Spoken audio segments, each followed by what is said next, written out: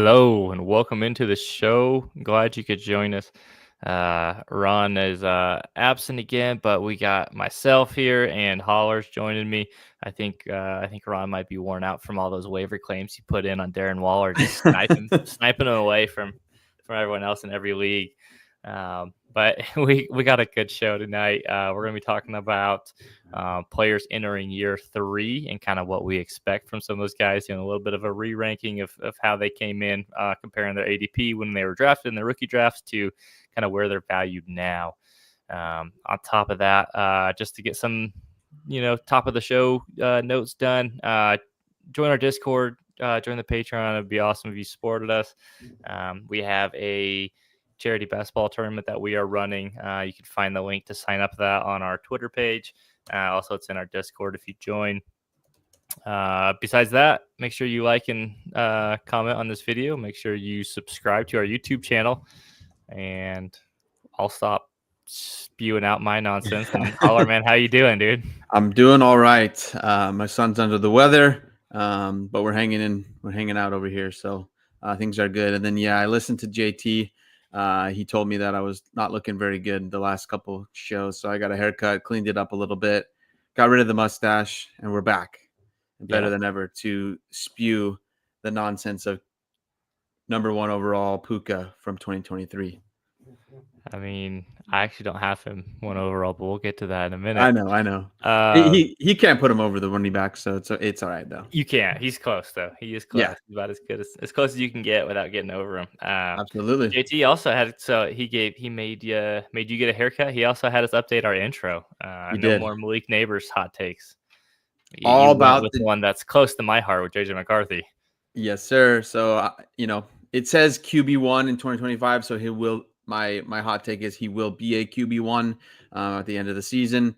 And I think, overall, he's going to be definitely, in the top 12. I think he's got a lot of upside and not necessarily all on him. I mean, if you're throwing the ball to Justin Jefferson, TJ Hawkinson, Addison, that all helps, right? I really also like, I forget his name, from Maryland, Ty Felton. Yes, it came to me. I like him as well. So all around that team is really, really good. And so I think, Sam Darnold had a great year, and I think JJ McCarthy is a better quarterback than Sam Darnold. So I think it's pretty easy. I mean, obviously if he gets hurt or, he just isn't good, then that's going to look bad. But I think all signs are pointing to him being a very, very solid QB.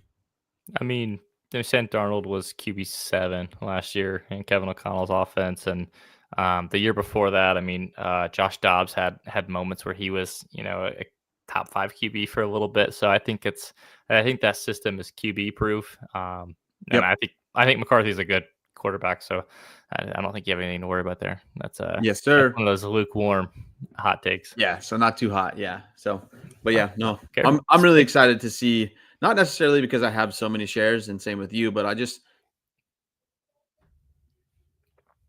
I think we lost Holler. But yes, I do have a lot of shares. I have about 30% of my leagues. I have JJ McCarthy in them. Hopefully Holler will get back here in a little bit. But before he does, I will get into the news. I'm back. You're back. Oof. You got froze in a lovely. What were you saying about McCarthy? I was just saying we got basically, we did not get to see how good he could be last year with the injury and stuff. So I think we will definitely see, and we should reap the benefits. Definitely, lots of reaping to be had with JJ McCarthy.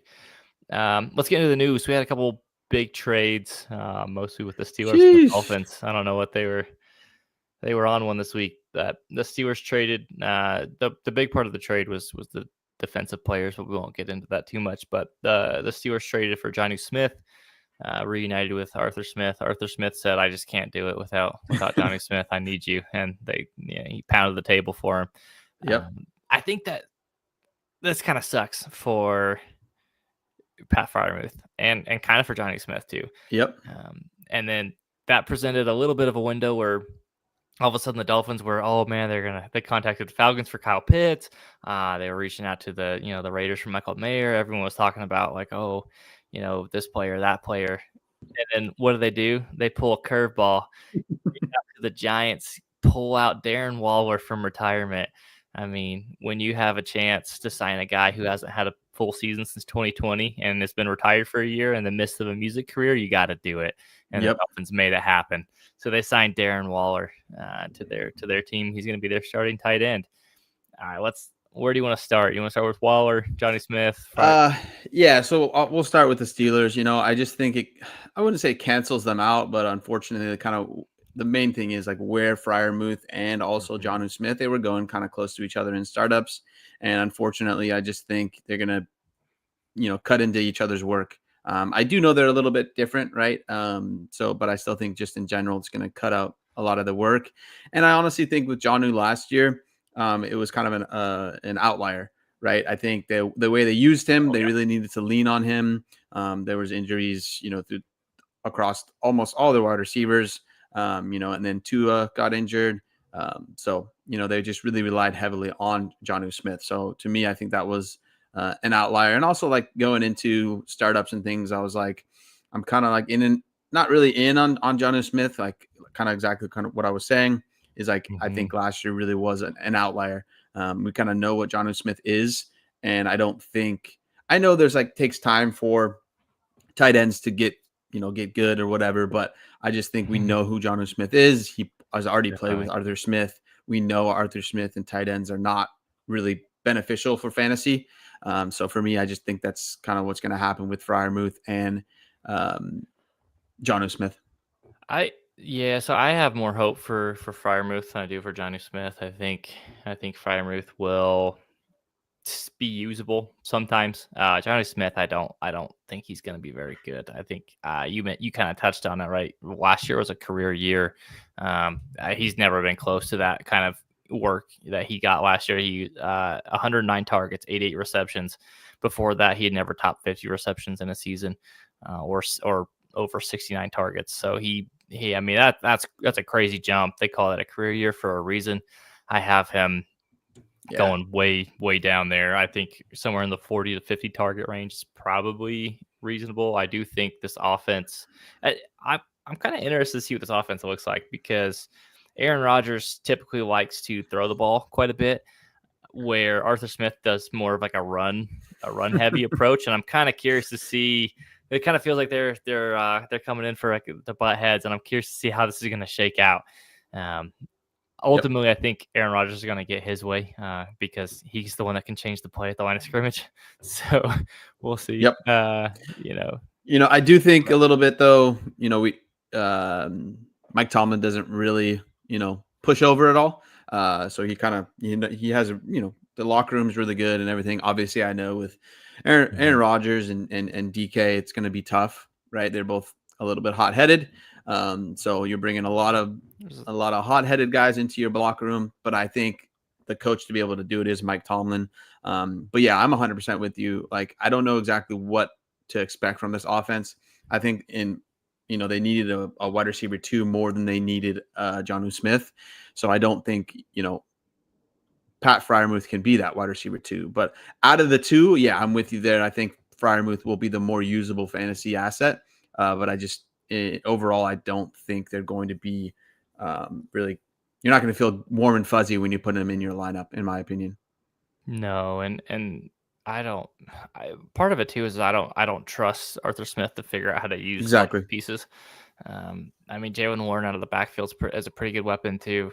Johnny Smith and Firemouth. I think they probably run a lot of 12 personnel and have them both on the field. Um, but Yep. I feel like that just kind of siphons both of their workload, and I think you're probably going to be upset if you have to play either one of them on a given week. Not to mention Arthur Smith loves to roll out Cordell Patterson just for kicks and giggles Yep. on occasion. Yeah, Um, so kind of what Wes said in the chat is like we know who Jono is when yeah, he plays with Arthur Smith. So nothing's going to change there. Obviously Aaron Rodgers is a better quarterback than who Jono's played with before, but still, like we know. I think it goes through the offensive coordinator, and we know how he uses tight ends. So they're there to block, and then if they're open, and if the last option tight end, right? So I think that's kind of where I'm at with both of those guys. I'm not really looking to move off of them if I have them, because I think for most people they're both kind of have a stench on them, right? So you're going to lose value there, Mhm. So I'm kind of just holding and see what happens. But overall, I'm on the Fryermuth side here to feel a little bit better about than the two tight ends. Yeah, and I don't think you could really go out and acquire either one of them, and I don't think you're gonna like trade away if you have them, unless you're willing to just give them away to somebody. Yep. Their value's pretty much Fry, tanked after this I last would news. I would say Fryermuth is probably going to be quite cheap. So like that would be the guy. Say you are looking to add a tight end. There's plenty of other ones that I would say to get before, but I think he's going to be very cheap, right? So, but out of those two, if you're trying to get a tight end from the I Steelers, mean, offense, Fryermuth is the guy in my opinion. that's the thing with Freiermuth. I mean, this offense could be completely different next year. He's still pretty young.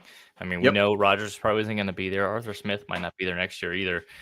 This offense could be completely different. And Johnny Smith, I think, is on the last year of his contract, so I was that's just pulling you that could up. kind of hold out some hope for.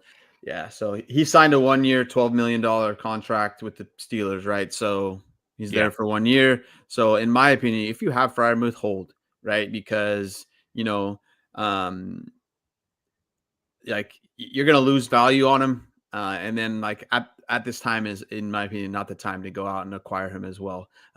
So I mean, but if you have that like love to have a Pittsburgh Steeler on your lineup or on your roster, I think Fryermuth is going to be the easiest one to acquire. yeah. If you have a strong desire to roster Pittsburgh Steelers, man, Exactly right. I mean, you're gonna have a I would bad time. say I would say DK also, but I'm like cautious. Like D- I love DK, I DK think will be Metcalf. fine. Yeah, I think he'll be Yeah. fine, but like I'm still cautious, right? Because we know Aaron Rodgers. He puts up numbers, but he's just a hothead, right? You never know what you're gonna get. He'll target his guy. Yeah, I think DK will be the one, unless it's Calvin Austin, which Rogers has done weirder things, so you just never yeah. know. All right, on the Dolphin side of things, they bring in Darren Waller. There was a little bit of some excitement for Julian Hill for a minute, and that swiftly died. Darren Waller, man, does he have anything left in the tank? He was bad with the Giants, man. So like before he even retired, he was bad. And I think before Hmm. that, he couldn't stay on the field and stay healthy. Right. Yeah, So like I know he was solid for the Raiders.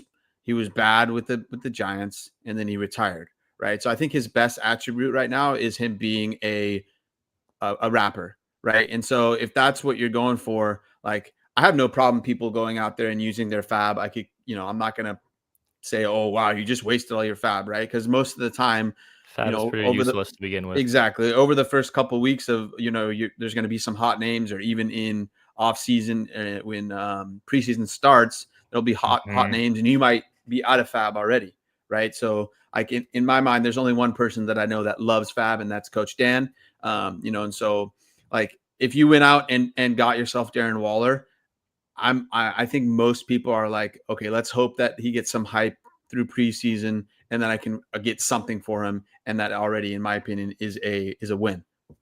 I mean, here's the thing: if he's on the field and I, I think you could probably get some use out of him while he's on there. Yeah, I don't know how healthy he's going to stay.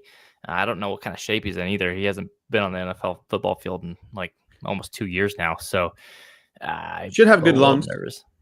You think so? You think so? Yeah, so Um, I'm right there with you, right? I don't know what to expect. I don't like.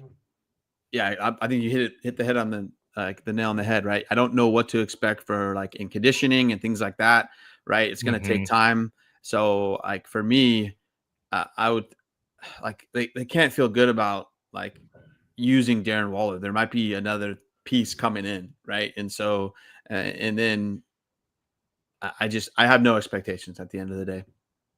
Yeah, and I gave Ron crap for this earlier because he basically he dropped the full 100% of his fab in every Yeah. league to acquire Waller, and it's like, what are you gonna do, man? Like if he doesn't pan out, like that's what the fab's there for, is to take a shot on a guy. And we've seen Waller have some success, and especially in like a two Yeah. tight end league, if he's Oh at yeah. least somewhat useful, I mean that's a Yeah, and that's that's where well worth it, right? So I used like about 80% of my fab for him, and I didn't get any, right? People just used more. And like you I've basically seen, had to go all in. yeah, in different leagues, I've seen people making fun of other people. It's like, use it or lose it, right? So for me, there's no big deal of like I don't get it at all, right? And so I have no problem with you No. using 100% of your fab on a guy like Darren Waller. Yeah, I made the comment earlier because someone was making fun of someone for dropping all that fab, and it's like, oh, what are you gonna do? Hold it for a running back 4 who might get you like 4 points on a Thursday night football game randomly because the top Yep. 2 guys get hurt. So, um, man, I don't know. Just live your life, live. Yep. Um, Exactly. all right. Did you make any trades this week, caller? I don't think I got any done. I sent some No offers out, trades. but people told me that I was Yeah. It's great to feel like it's kind of greedy. like the trade market right now is pretty dead. Mhm. Like the post draft hype is done. We don't have much coming out of camp and whatever. There's not much movement, right? The biggest movement were these tight ends. So I think it might pick back up here soon in a couple weeks. But really, like the best thing you do is just keep trying, right? Keep throwing trades out there. Mhm. That's the best way to do it. But yeah, I haven't had anything get done. In a couple weeks, but I keep trying as well. Just got to keep trying. I think a lot of people are waiting to see what happens in training camp Yeah, before they make moves. They're kind of in a holding pattern, which is fine. Um, we'll see here when all of a sudden people have to start setting lineups closer to September. I expect some movement to happen then. absolutely. All right, so let's get into this year 3. Let's touch on what the ADP looked like So good last to year. look at, like, in my opinion, the difference of how long it's gone, and it's like, wow, So interesting to do that. Let's let's go. take a trip down memory lane here. We had the 101 Bijan Robinson. Looks pretty damn good. And then this is where things start to take go downhill. Anthony Richardson was the 102, Bryce Young 103, CJ Stroud 104, then Gibbs at 105, Jackson Smith and Jigba at 106, then Addison at 107, Quentin Johnston at 108, Zay Flowers 109, Dalton Kincaid, Michael Mayer back to back at 10 and 11, and then Devon Achane at 112. And that sums up the first round for us. That's on like a super flex tight end premium league. Um, a lot of just that hurts looking at that. Some of the picks that happened there. I think QJ, Kincaid, Michael Mayer stand out as some of the, and then obviously Anthony Richardson stand out as some of the biggest, whoopsies in that. But what Yep. what stood out to you there? Just Anthony Richardson. I think there was a ton of hype there, obviously, because he can run the ball really well, and that's just gold for fantasy. But like outside of that, I really like obviously Quentin Johnston was another one, and Michael Mayer. Mm-hmm. Obviously Dalton Kincaid has not panned out, but I think at that point you can take the shot because like looking at guys down here, there's only a few in round 2.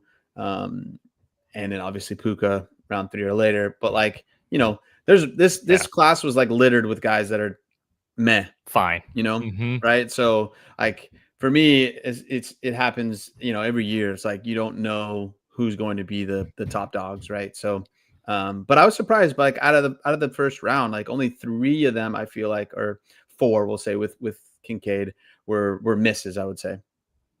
Which is it's still quite a bit. Yeah. That's a quarter of the first round. And if you remember, everyone was talking about how great this 2023 class was, and it just goes to show you, it's like nobody knows anything until the guys get on the field, right? And eh, I mean, arguably one of the best players in the class is Puka Nacua, who went undrafted in a lot of leagues. Um, so you just never know. And some of these guys that were supposed to be just like awesome ended up kind of sucking. Yep. And frankly, Bryce Young hasn't been like great. He hasn't necessarily helped you. We'll talk about him here in a minute, but he was one of the ones you kind of give an okay pass to, but it's not like awesome. And then Jordan Addison and Zay Flowers have been good, not great. Jackson Smith and Jigba was horrible his year 1. Yep. CJ Stroud was really good year 1. He's kind of tapered off since. Like outside of the 2 running backs and Bijan and Jahmyr Gibbs, it's like there's a lot of just and I guess I'll include Achane in there. He's been awesome too. So Yep. the 3 running backs in the top of the in the first round were awesome, but the rest of them were kind of just, I mean, they're just okay. Yeah. So I mean, it's crazy. Like I think we're gonna go through 24 and then 25 as well. Or Hmm. 24, not necessarily probably 25, but we'll see. I bet you it's gonna be about the same thing, right? Like the hit rate on first rounders is probably about that percentage, 8 out of 12. So 66%. So I mean, that's not great, but that's kind of what we're looking at most of the time. Yeah, I went through kind of that rookie class and looking at it now, going into year three. There's about 18 players that I think are still fairly relevant.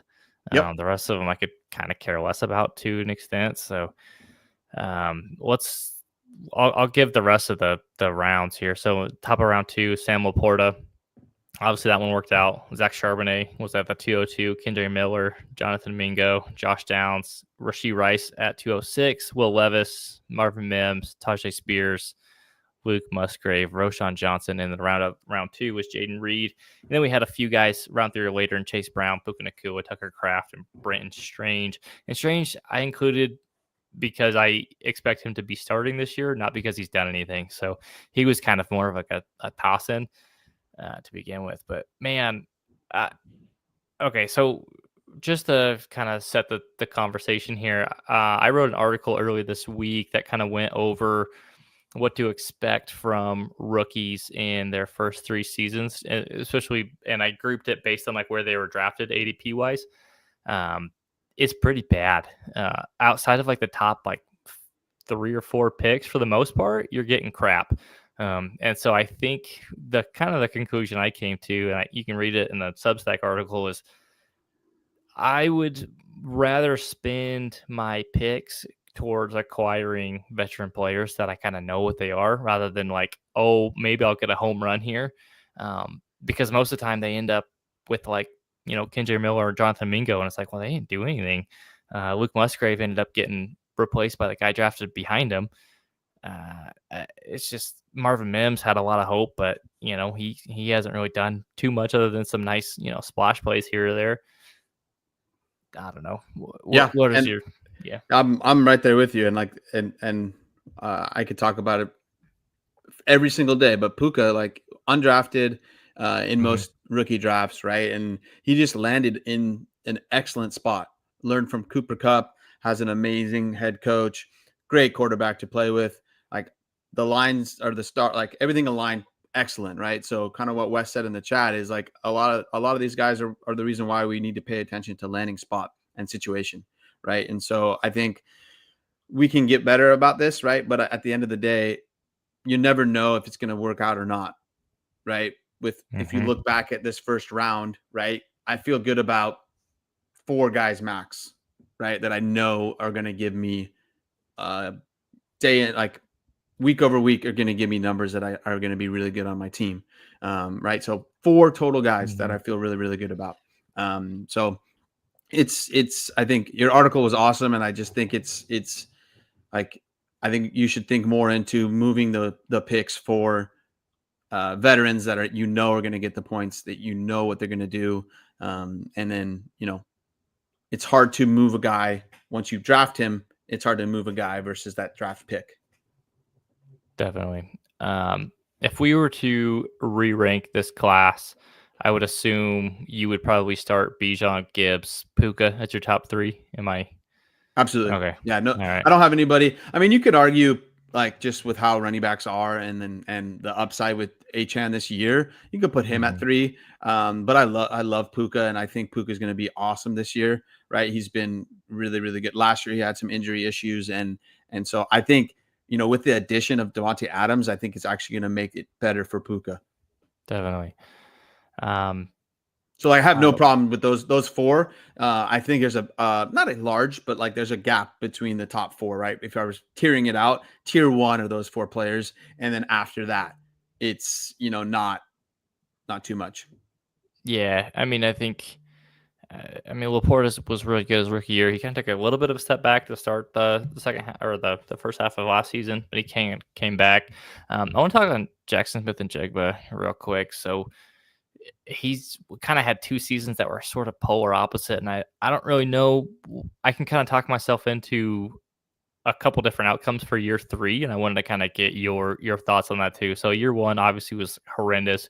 Year 2, they come in, a new offensive coordinator. They throw the ball 7th most times in the league last year. All of a sudden, he has a top 12 wide receiver season. They bring in Clint Kubiak as their new offensive coordinator. He's kind of more of a run-heavy kind of guy, offensive coordinator. So I'm not sure. I mean, are we expecting the same? I'm not expecting the same pass volume, but do we expect JSN to still be good? Because they lose DK Metcalf, they lose Tyler Lockett, they replaced it with Cooper Kupp, who I think might be washed, and then a couple day 3 rookies in Torrey Horton and Ricky White. Like, what are your expectations for JSN this year? Do you think he's still a locked and loaded wide receiver 1? Is he more of a wide receiver 2? What are your thoughts Yeah, there? so I have him as a wide receiver 2. I am worried, about, and it's mainly because of the quarterback play, right? Sam Darnold, I know is Yeah. fine when he has good players around him, but that O line's not great. And then also we have never seen JSN be the top dog, right? So now he's getting that top coverage, the best corner on the opposing team, Hmm? and so like I know JSN is a good player. I just think there's going to be we're not going to get the same as what we're like drafting him at or buying him at, right? I think his price is a little too high, and for me, I think he's going to land in that 13 to 24 range. I can anywhere in there is good, right? That's a wide receiver 2, but I think he's being drafted and traded as a wide receiver 1. He definitely is. I was just pulling up. He's wide receiver 12, so right on the cusp there. And if you try to think about the price to acquire a wide receiver or to draft one at that price, right? If you want to play the game in like a 3-year cycle, do you think he averages a wide receiver 12 finish over the next 3 years? Is kind of how I want to look at the pricing of drafting a player, and I don't think so.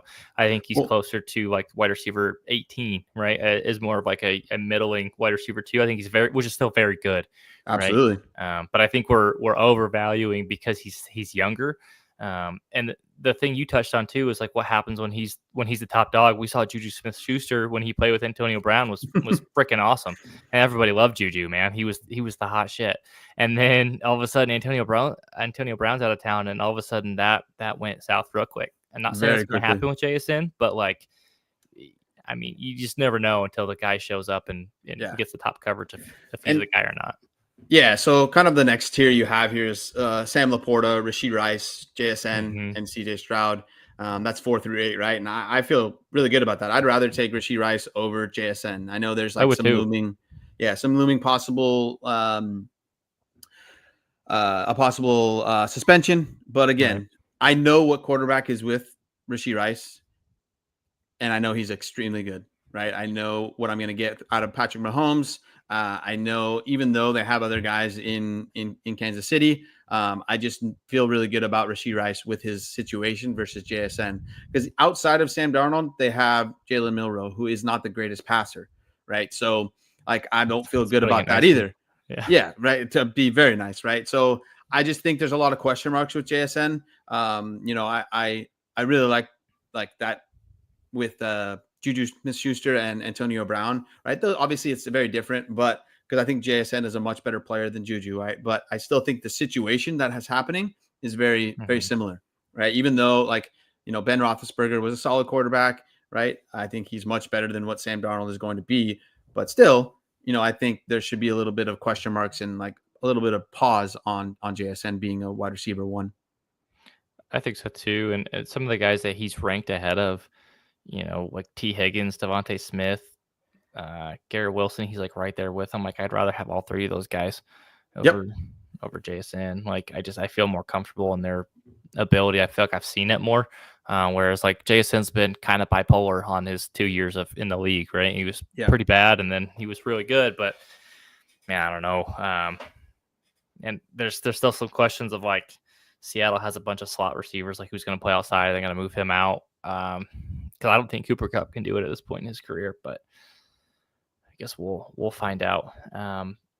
Let's talk about some of the quarterbacks real quick. So CJ Yeah. Stroud and Bryce Young, Anthony Richardson, those are the top 3. They all went in the top 5. Anthony Richardson, I think this is kind of his last shot if he wants to be in the league. Is he better do something this year?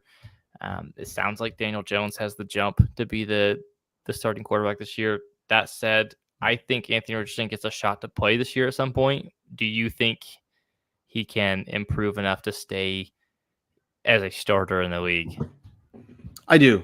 I do think he will be good enough to be a starter. Okay. Right. I just think, you know, I think both him, CJ Stroud, and Bryce Young are going to be good, QB2s. Okay. So like, I do worry a little bit about Stroud because they didn't really beef up that O line, and that's what we saw a lot last year. Okay. But yeah, I think honestly, at the end of the day, I think Bryce Young could be the better of the two. I I think so too. So with I think I went out of order on the show doc, but I was asking about Anthony Richardson about whether or not you think he's going to be the My guy bad. who. No, you're good. I realized afterwards I went out of order. I pulled her on and I didn't read very well. Sorry. But with Richardson, that's what I was kind of getting at. Like, do you think he can? I think he's going to play at some point this year. I don't think Daniel Jones is Yeah. going to start So year to year, but like with Richardson, do you think he's going to have another shot to start late either this year or next year? Do you think he plays well enough to continue getting opportunities? Yep. So I think this year there will be, time opportunity for him to play. I think it's possible he even starts, week one. But I think Hmm. we've seen enough of what he can do. I don't think, the coaching staff and everybody there are giving him any favors. And then Sure. again, like I think the mental side of it is he struggles with, and that's not, Hmm. that's something that either you have or you don't.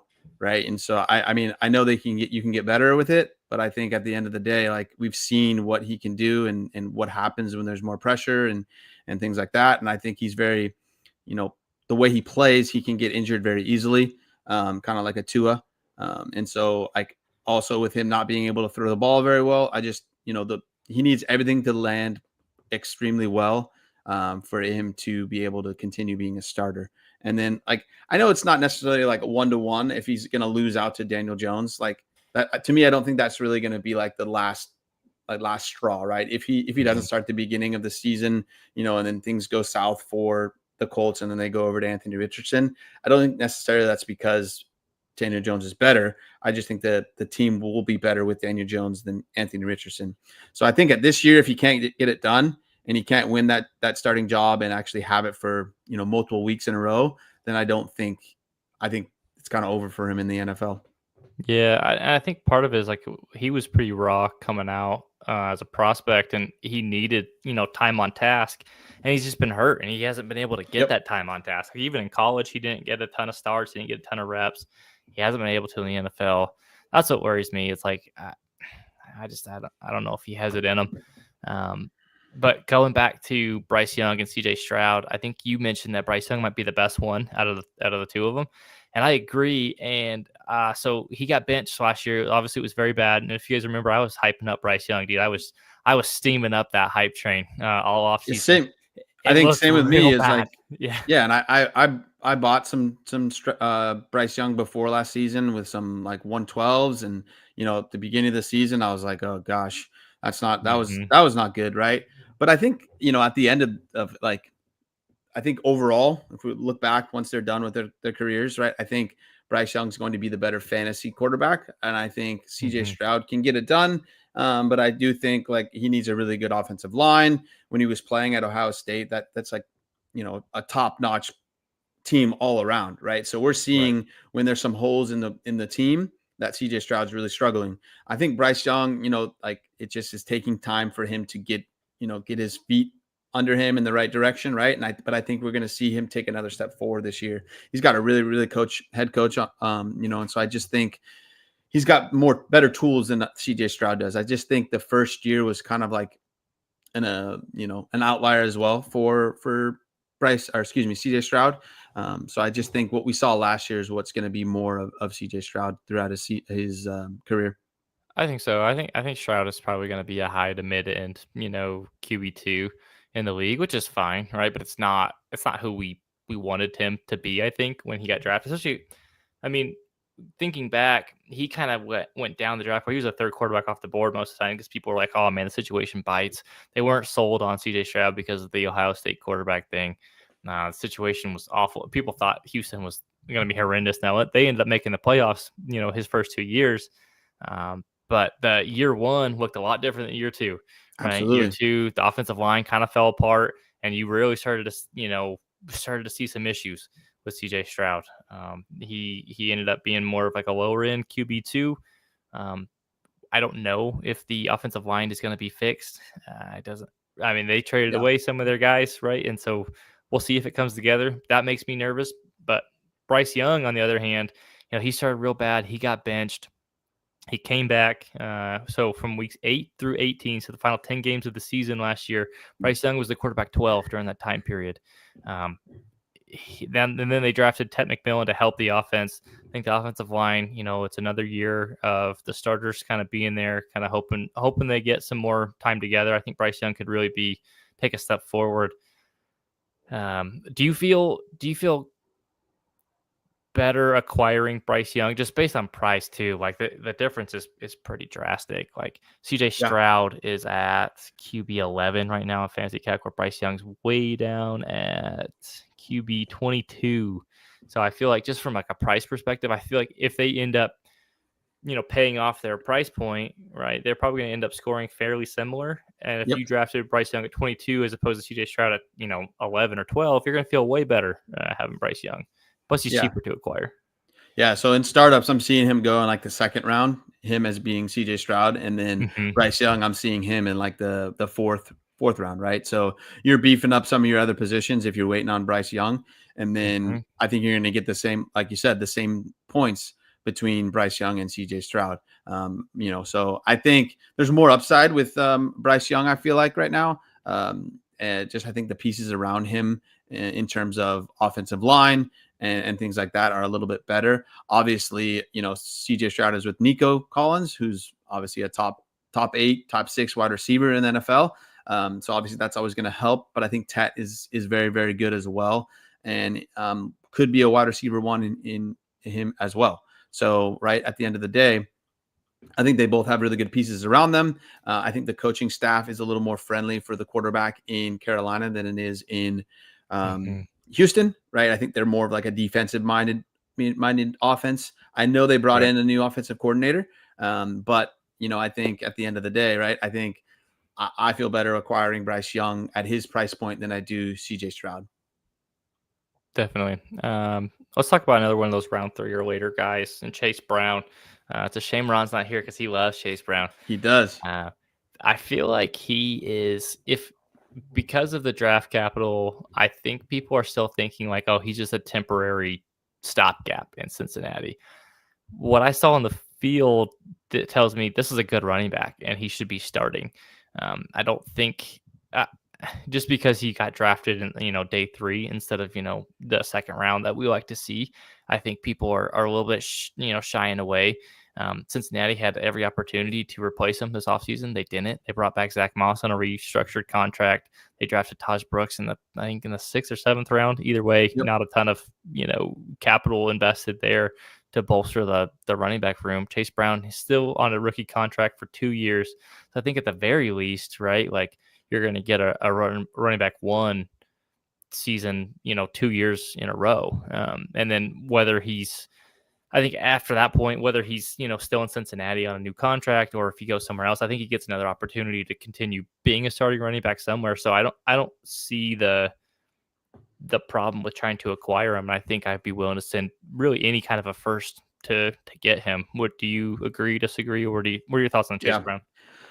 I love me some Chase Brown. He's a guy I targeted in a lot of startups this offseason. I really like to build around wide receivers. Mm-hmm. And so I kind of wait on running backs a lot of times. And he was a guy that I was targeting, in that fourth round or fifth round. If I were to go like QB, wide receiver, and he'd be my like running back one possibly. Right. And I think we're going to get running back one numbers out of Chase Brown off the sheer volume, right? The guys beneath him are nobody to really worry about.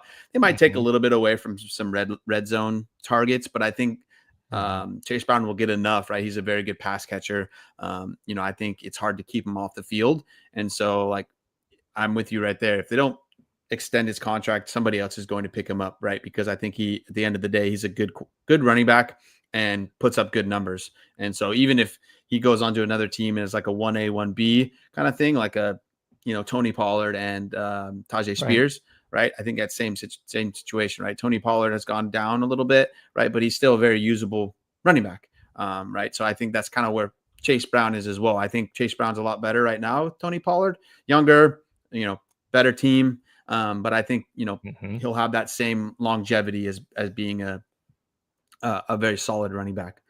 For sure. And Chase Brown, dude, he can be a workhorse. Like, if you remember his senior season at Illinois, dude toted the rock. He had like 300 touches or something Yeah. crazy in a college season. So he's a beast, man. I think he can handle a good workload. I want to throw a hypothetical out there. So I know, the hot thing in the dynasty streets right now is 27 first, right? What would you say if I sent away my 27 first for Chase Brown? I would hope that it's late because today, like I Chase Brown, my feel, team, it probably is. yeah, right. So like I'm okay with that, right? Because Okay. one, like at the end of the day, you want to win, right? And Hmm. so as we talk about these rookies from 2023, we notice like 4 or 5 of them feel great out of the first round. So if you're moving your first and that's what happens, you don't get one of those 5 players and you get Chase Brown instead, your team's going to be great. Right. So, and for me today, like, even though 27 is being hyped up and whatever, after like probably 4 players, there's still some question marks. There's only Oh probably yeah, in my mind like 3 or 4 that I know are going to be great in the NFL. And I can make some arguments that Ryan Williams is a little bit smaller and whatever, but I still he's think he's got going to some be really Jalen good. Waddle to him. Exactly. So like I'm okay, right? Because if you're moving that 27 first, adding Chase Brown, your team's probably pretty good. You feel comfortable that you're going to compete in 26 and 27. So, and also if the wheels fall off, you can always acquire that 27 back or a different 27 first. So, for me, with it being 2 years out and we're still not certain on all the players in that first round, I'm all for it. And same with 26, right? I would move a 26 first for Chase Brown as well, as long as my Yeah, team's not great and I'm going to be in that first, 101 to 104. Okay, obviously, no one's going to do that because they know their team could, things can go bad. But if you're trying to acquire Chase Brown, your team's probably good, and that's probably going to be a late first. So I'm good with either 26 or 27.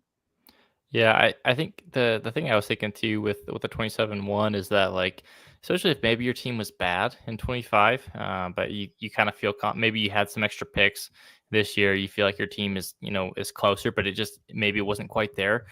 uh, People are gonna view your pick as like, oh, maybe that's gonna be really early. Yeah. Uh, but then you get a guy like Chase Brown. He ends up giving you a running back one season. Maybe you send away some of your 26 picks during the season. You get some extra vets, and now all of a sudden it's like, well, not 27 first is going to end up being late. But like at the time, it was perceived to be early. I think that might be a strategy you can use to kind of get some of these guys. Um, but let's go to the next guy here, Josh Josh Downs. Downs. Whew. Man, is there a better wide receiver in a worse situation than Josh Downs right now? Like, No. And I people either love him or hate him, right? Like yeah. I, he's a good wide receiver, but the situation I Mhm. don't like at all. And I think last year he was really, really good, and people forget that Michael Pittman was injured, right? Or and Mhm. he was playing through injury, right? So people are like, no, he was probably fine, but no, he had a really serious back injury. Not He almost went serious on enough to, IR. yeah, he almost went on IR, but he was like, no, I'm going to play through it because their team was, solid. So, Mhm. but I just think he's going to always be a wide receiver 3, like, you know, 25 to 30, 36. And that's good. Right. But it's not somebody that I feel comfortable like Mhm. acquiring him what I've seen a lot of him go for. And there's other guys around him that when he's going in startups that I'm like, yeah, I'm good on Josh Downs. Right. So I like the player. I just don't like the situation. Yeah, it's just pulling up. So he's like wide receiver 41 on Fantasy Calc. I think he's wide receiver 35 on keep trade cut. So like he's kind of right in that wide receiver 3 price point. And I think that's what you're going to get from him. He might have some nice spike games because I think he is really good. And let's say it's Daniel Jones or Anthony Richardson. They both have shown that they can at least kind of have support some spike weeks from wide receivers depending on the week. But it's a consistency thing, right? Like if Josh Downs is your wide receiver, let's say like he's your 4th wide receiver in your team, you can throw him in a flex spot. Like you probably feel pretty good because you're not like relying on him to be consistent. And if he happens to spike that week, you feel really good. But I think the problem is that his market value is down there at wide receiver 35 to 40, but like the guys that have him probably want way more and probably value him closer to wide receiver 25. And so Yep. I think that's the issue. So you're not necessarily able to acquire him at that price point. And so, but man, Josh Downs is freaking good. He's fun to watch too. Like he's an excellent route runner. He consistently is one of the highest graded PFF guys. But it's just the quarterback situation is awful. I will phrase it this way. Do you think, I mean, Daniel Jones and Anthony Richardson probably aren't the starting quarterbacks in Indianapolis in 2026. Do we think that situation gets better to a point where if you say, hey, let me buy, at like a wide receiver, even if it's kind of higher, like a 30 price, right? So above his market value in the hopes that he gets a better quarterback in 26. And then, because I think if he's the better, gets a better quarterback, like he could realistically be a wide receiver too, right? Yeah. Is that, I just, do you have worries there, or yeah. So like, yeah. I'm with you there too. Like I could go either way. I think it would really depend on kind of my team situation, but in general, right? I don't feel good about players like that because I don't want to keep waiting for what could happen with a new quarterback, right? Because I think the Colts are a solid organization. They're going to be like in the middle. That division's not great, right? So I just think they could probably be in like the middle of the draft next year. I know there's upwards of possibly 3 or 4 quarterbacks are going to go in the first round, but how early are they going to go? And so I just worry, right? So he's a guy that I just hold and I don't really acquire, right? If I've got him, I probably got him off of a rookie draft in maybe the 2nd or 3rd round, or he's a guy that was kind of a throw in before he started to get more numbers. So for me, like I don't really feel good about acquiring him at wide receiver 30 prices because I don't think he's going to be around there this year because of the quarterback situation, not because of the player. So I know there's a argument to just buy into the player, but he's going into year 3, right? It's going to be at least maybe another year or so before he's possibly on another team, or we wait and see if the Colts get a quarterback that is good at throwing the ball. Who knows, right? There's a lot of question marks, so that's why sometimes I caution when it's like just buy into the player because you got to look at the whole package, the whole situation. Mm-hmm. No, for sure. I think that's probably the better point is that like the Colts they're not good enough to like win much, but they're too good to like just completely suck, right? Yeah. And so they're going to be in that QB purgatory kind of situation. Yeah, like you have players like Jonathan Taylor and even Josh Downs himself and Michael Pittman, and now they acquire and then they got Tyler Warren, and so it's like they have good pieces outside of the quarterbacks, and I think their defense is solid too. Maybe not great, but it's solid. And then on top of that, the whole division's not great. They're going to just beat up on each other. And I can make an argument for maybe outside of honestly, I can make an argument for any of the 4, right? Because Jacksonville's a little bit better. Houston's solid. Indianapolis is solid. And crap, I'm forgetting about the last one. Is Tennessee, right? Houston, Jacksonville, Tennessee. Yeah. Okay. Well, I don't know what's going on in my brain, but yeah, outside of Tennessee, those other 3 like could possibly win the division, right? So I don't think that happens for the Colts, but the problem is like they're not going to be bad enough to get a top end quarterback in the draft. And if there is 4 or 5, they're probably going to go a little bit earlier, like we saw in 2024. Yeah, the other problem is too like Indianapolis they threw the 5th least passes last season, so there's not a ton of volume to go around. They brought in Tyler Warren, obviously, who's and with a first round pick, he's going to demand quite a bit of targets. Not to mention Michael Pittman's coming back from that injury. Even if Josh Downs is great, right, which I think he is, it's like realistically how much work is he going to get? Yeah. Is he the third option on the team? I mean, maybe. Okay, so we may have spoken a little too early because I just pulled up some trades, and like one a day ago is a 2026 second for Josh Downs. Which side are you Oh, on that I there? would. Well, that I do. I'll That's take Josh Downs all day. Yeah. that's where I'm at too. And so I think it's more of like some of the more seasoned players that we talk about in our Discord, and people are like, "Oh, I'll move." I wish I could have one off the top of my head, but it's just like, well, Yeah. I don't know if I want to go Josh Downs in that, and I want the other side, right? So, well, I'll pull some up for Even if later that's an early context, two, right? I But still feel good about Josh Downs there. totally, right? Yeah. So, like, usually though, I feel like, here's a good one: Trey Harris and 2026 second for Josh Downs and a 2026 third. I probably still want Josh Downs. Yeah, same here. I kind That's of feel closer like, though. yeah. Yeah. So I think it's hard in my opinion because Trey Harris, I feel like is like good, See, maybe not. It depends. I don't know yet. So it's like I'll probably go Josh Downs there. Another one, Josh Downs for 2 and 3. So I don't know. Like I'll here's take one, Josh Downs there Downs still. for Brandon Ayuk and Chamir Dyke. Basically, I'll it's take just Josh Ayuk. Downs. Yeah, I was gonna say it's basically just Josh It's Downs basically just versus Ayuk. Ayuk. Yeah. Yeah. So I think maybe there are some options for you to go in and try to buy some Josh Downs if this is where it's at. But for people that are in our Discord and are most likely listening, he's going to be tough to get Josh Downs. You're going to have to probably pay a little bit more than what we're seeing on Dynasty Daddy. What I'm hearing is you try to go get Josh Downs and Chase Brown for a 26-2 and a 27-1 Do it. profit. I want to see one of those happen, right? Just feel the ROA just coming in. I can Yeah. sense it.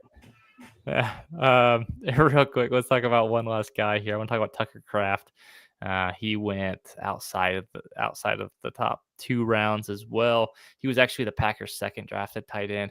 It's funny that it happened again that the second drafted tight end ended up being the best tight end on the team. Like that happened with Mark Andrews and Hayden Hurst. They got drafted in the same draft class for Baltimore a few years back, although I guess a few years, like 2018 at this point. But Poor Hayden Hurst. yeah, poor He's a good guy. blocker. Yeah, You get no points for it though. you don't get points for blocking, at least not yet. I don't know. There might be some points for block leagues coming out soon. Who knows, dude? Fantasy keeps changing. Maybe some Scott Fishbowl next year. Dude, dude, that would be the one that does it, right? The Scott Fishbowl. Which you got in, by the way. I did. I won a spot. And honestly, the cool thing about it is it's just like a lot of people just like me and you. They love fantasy football. Yeah. And they hype each other up. So it's pretty fun. So I'll let you guys know when are you how drafting? it goes. I start on Monday. Oh hell yeah, dude. Yeah. So you'll have we'll to see. keep us. Join our Discord and Holler will update you on what he's doing. I think with this I saw today. I think Wes got in too. So we'll have to did he? chat Wes on your. I think Greg also got in as well. So it's pretty cool. Let's go. It's like up to like 5,000 people. So maybe we need a Scott Fishbowl channel in the Discord and we can chat it maybe. up. Yeah, we'll get that done. Sweet. Tucker Kraft, I have no idea what the scoring is like. Maybe he's a good pick in Scott Fishbowl. He is QB 8 or QB. God, he's a tight end 8 on Fantasy Calc right now. I have him more down at like tight end 12. I'm curious what to do with Tucker Kraft because I like him, but also that the Green Bay offense is a little scary. Yeah. Just in that they spread the ball around. They drafted another guy to come in there, and Matthew Golden. Like I think Tucker Kraft is one of those guys who's really good, but I don't know. Is the production going to match the price? And that's what I always worry about with that. Like, yeah. I honestly don't really want any outside of Matthew Golden. I don't, and I also like Jaden Reed. That's the issue. But at the end of the day, I don't know if I want really any passing or a pass catcher right out of Green Bay. I don't know who's it's going to go to. I don't know, who's going to get the touchdowns. I like Jordan Love, but I just think there's a little bit too many mouths to feed. Like there's outside of Jaden Reed and Matthew Golden and Tucker Kraft, there's Dobbs, there's Josh Jacobs in no specific order, but like there's so many guys there, right? And they just keep getting more wide receivers and tight ends. It's just, I just think at what point are they all just going to kind of cancel each other out? So no, I think so. I think in terms of the Packers, I'm kind of on board of let's get Jordan Love, let's get Josh Jacobs, and then the rest of them, man, they'll probably have weeks. I like them all in best ball because I don't Yeah. have to worry about which week they're going to do well in. Um, Yeah. just I looking at mean, the go ahead. kind of like the same argument with Josh Downs is I really, really like the player, but I think the situation isn't great. Like I know Tucker Kraft Hmm. is really good when he has the ball in his hands. Like I love watching him play, but like I never know who's going to get the receptions or who's going to get the ball outside of Josh Jacobs. Like I don't know exactly which receiver it's going to be that week. Oh, for sure. Hypothetical here. So Tucker Craft's tight end 8. David Njoku's down at tight end 13 right now. Like, I mean, that feels like if you could get that done straight up, like Njoku's probably a smash there, right? Yep. I don't even care who Especially if you get a the plus. Like, yeah. I don't even care who the quarterback is in Cleveland. Like outside of Jerry Judy, who I think Njoku could be ahead of him in the pecking order yeah. of right. So I love Njoku, right? I've acquired, not necessarily acquired, but I've like drafted a lot of him in some of my startups. And so like I like the situation, right? At the end of the day, we got to really focus on situations. And I get behind the people that say, just buy into the player, just buy into the player. But at the end of the day, we're all trying to win, right? I know it's dynasty, I know it's Right. year over year, but even though it's dynasty, you can make trades, you can make changes to your roster that will help you that year, right? And Hmm. so, like, I think Tucker Kraft is a great player, but I just think the situation in Green Bay is very, very fuzzy. And so, like, I don't feel good about any of those pass catchers outside of Josh Jacobs.